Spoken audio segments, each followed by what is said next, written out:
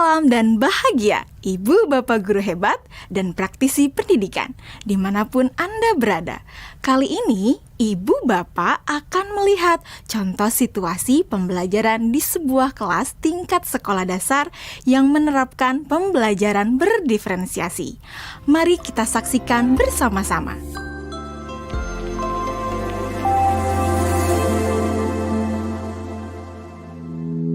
Organ tubuh manusia.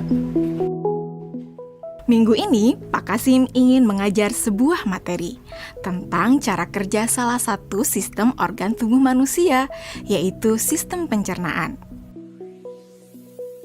Adapun tujuan pembelajarannya adalah melalui diskusi kelompok dan penugasan mandiri.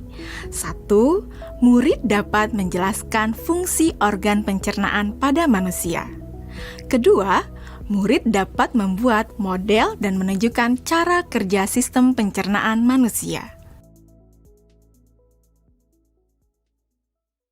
Sebelum pembelajaran dilakukan, biasanya saya akan melihat tujuan pembelajaran atau target apa yang akan saya capai pada hari itu. Setelah itu, saya melihat data atau informasi terkait murid-murid saya untuk menentukan strategi pembelajaran yang tepat dan penilaian yang sesuai. Saat merencanakan pembelajaran, Pak Kasim mempersiapkan beberapa sumber belajar yang menurutnya akan membantu murid-muridnya belajar sesuai dengan kebutuhannya. Sumber daya belajar yang disiapkan diantaranya adalah sebuah poster, berbagai bacaan yang memuat pembahasan tentang bagaimana organ pencernaan bekerja dari beberapa sumber. Ada yang berupa beberapa buku bacaan dengan tingkat kesulitan berbeda-beda, artikel sederhana, mengunduh sebuah video singkat yang sesuai dengan apa yang ia ingin anak-anak pahami, membuat kartu-kartu pertanyaan untuk membantu murid mengkonstruksi sendiri pemahaman mereka tentang cara kerja sistem organ pencernaan dengan menjawab pertanyaan. Sumber belajar yang beragam ini tentunya tetap sesuai dengan tujuan pembelajaran yang ingin dicapai atau dengan kata lain mengimplementasikan diferensiasi konten.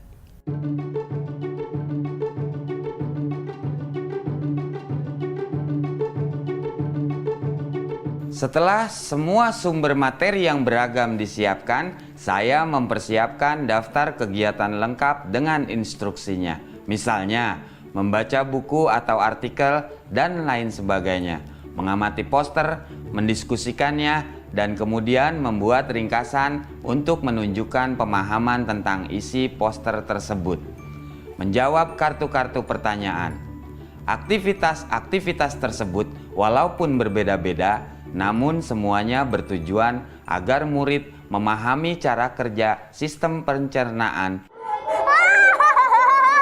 Assalamualaikum.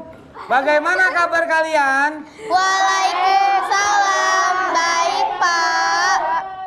Hari ini kita akan mempelajari tentang sistem pencernaan manusia. Saya, Pak. Di awal pembelajaran, Pak Kasim memberikan penjelasan kepada semua murid yang ada di kelasnya tentang tujuan pembelajaran dan konsep kunci yang ia ingin anak-anak kuasai. Lewat proses tanya jawab dan contoh-contoh, Pak Kasim memastikan bahwa murid-muridnya memahami apa yang dimaksud dengan sistem. Pak Kasim meminta murid-murid bekerja dalam kelompok. Untuk penugasan kali ini, Pak Kasim telah mengelompokkan murid berdasarkan tingkat kemampuan murid membaca. Hal ini karena tugas pertama yang harus dilakukan oleh setiap kelompok adalah membaca materi bacaan terlebih dulu. Teks yang dibaca tiap kelompok sesuai dengan kemampuan membaca mereka.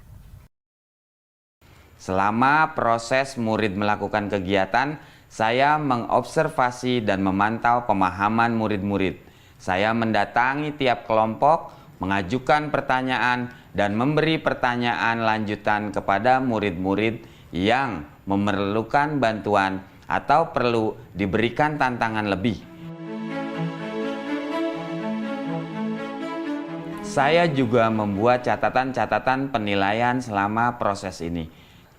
Setiap jawaban murid, pertanyaan murid, saya perhatikan dan menggunakan informasi ini untuk menyesuaikan tingkat bantuan yang akan saya berikan pada murid atau berdiferensiasi proses. Sistem pencernaan adalah serangkaian jaringan organ yang bekerja untuk mencerna makanan. Organ pencernaan antara lain meliputi mulut, kerongkongan, lambung, usus kecil, usus besar, rektum, anus.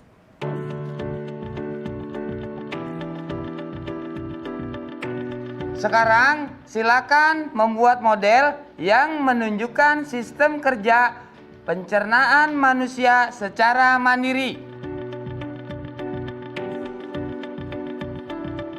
Selama proses murid-murid membuat model sistem pencernaan, Pak Kasim berkeliling melihat pekerjaan murid untuk mengetahui sejauh mana pemahaman murid.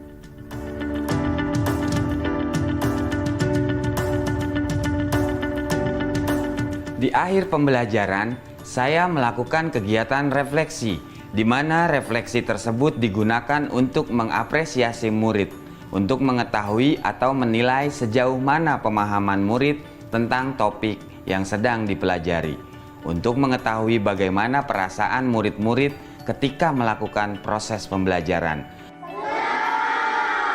Akdas, Senang, Pak. Arjuna, Senang, Pak. dan tentunya semua ini dapat menjadi informasi bagi saya untuk mengembangkan proses pembelajaran selanjutnya. Ibu dan Bapak guru hebat, demikian video singkat salah satu contoh penerapan pembelajaran berdiferensiasi di jenjang sekolah dasar. Tetap semangat, Ibu dan Bapak guru hebat. Salam dan bahagia.